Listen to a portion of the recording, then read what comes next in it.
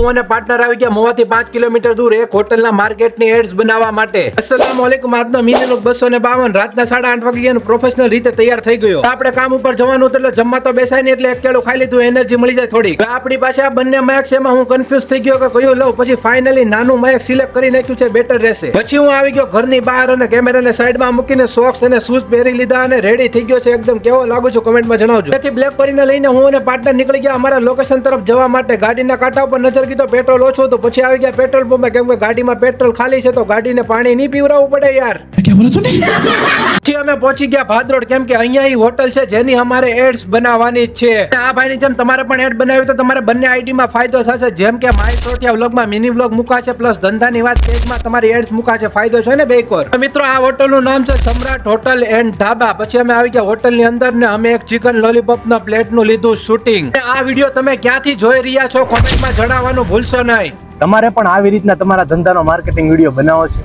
તો અત્યારે જ વાતો ધંધાની પેજને ફોલો કરો અને મેસેજ કરો, તો આ વિડીયો તમારા ફૂડ લવર મિત્રોને શેર કરવાનું ભૂલતા નહીં.